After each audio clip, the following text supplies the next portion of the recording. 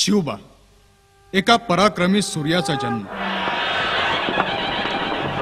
यवन माजले होते, देवाला खुशाल पायदळी तुडवत होते, देवळं फोडत होते, गुलामासारखे राबवत होते, दिसेल त्याला पाठवत होते. जंगली माजलेल्या लांडग्यासारखे लोकांच्या मागे यवन लागले होते आणि लोक भित्र्या सशासारखे लपून बसत होते.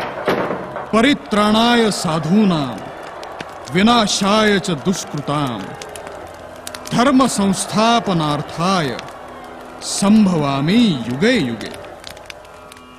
जेव्हा जेव्हा पृथ्वीवर जुलूम वाढेल तेव्हा तेव्हा परमेश्वर जुलूम नष्ट करण्यासाठी अवतार घेईल. शिवनेरी गडावर एका सूर्याचा जन्म झाला.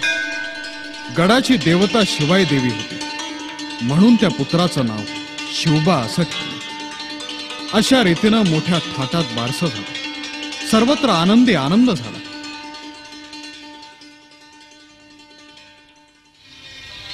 जिजाबाईंना खात्रीच होती की माझ्या पोटी येणारा कोणी साधा सुद्धा नाही, तर वेगळा आहे, अवतारी आहे.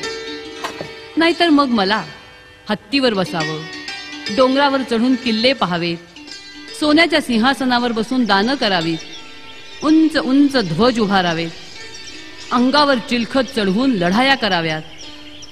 असले डोहाळे कशाला लागले असते? रामायण महाभारतातल्या गोष्टी ऐकताना या शिवबाचं भान कसं हरपून जातं आणि प्रश्न तरी कसे नेमके विचारतो याची त्यांना आठवण झाली. वशिष्ठ ऋषींच्या यज्ञात विघ्न आणणाऱ्या राक्षसांचा संहार जेव्हा इवल्याशा राम लक्ष्मणांनी केलेला त्यांना ऐकला, तेव्हा शिवबानं विचारलं होतं, आपले देवळं पाडून टाकणाऱ्या या बादशहांना कुणीच कसं ग मारत नाही का? लोकांना असं भिवूनच राहायला आवडतं.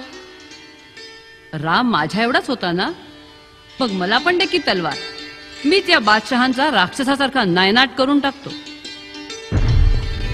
जिजाबाईंना पुन्हा एकदा मायेनं शिवबाची आठवण झाली आणि त्यांनी झरोक्यातून बाहेर पाहिलं तर चांगलंच अंधारून आलं होतं. पण अंगणातल्या मुलांचा गलका वाढतच चालला होता. धावा, पळा, मारा, मेलो मेलो ह्या किंकाळ्यांनी खेळाला आणखीनच रंग भरला होता. जिजाबाई पुन्हा सज्जात आल्या आणि शिवबाला घरात येण्यासाठी हाका मारू लागल्या. पण राजानं कुठे ऐकू येत होतं. ते खेळात अगदी दंग होते, अटीतटीने लढाई खेळत होते.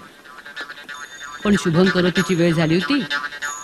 आज महाभारतातला कर्ण आणि अर्जुनाच्या लढाईच्या गोष्टीचा दिवस होता. सज्जातून त्या खाली उतरल्या आणि शिवबापाशी जात म्हणाल्या, चला राजे, तिन्हीसांज झाली, खेळ आवरा बघू.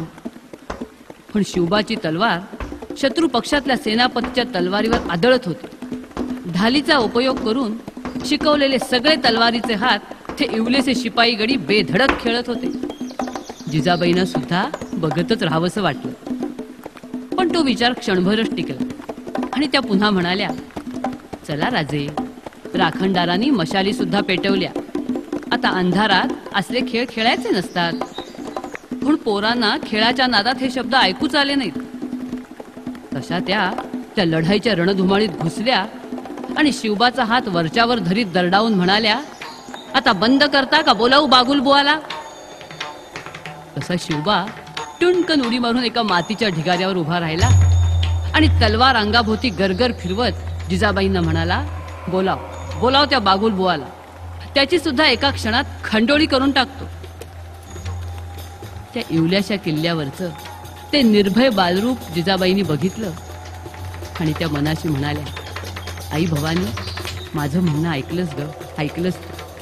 आता हा तुझा अर्जुन नक्कीच महाभारत घडवेल, तुला आणि मला हवं तसं.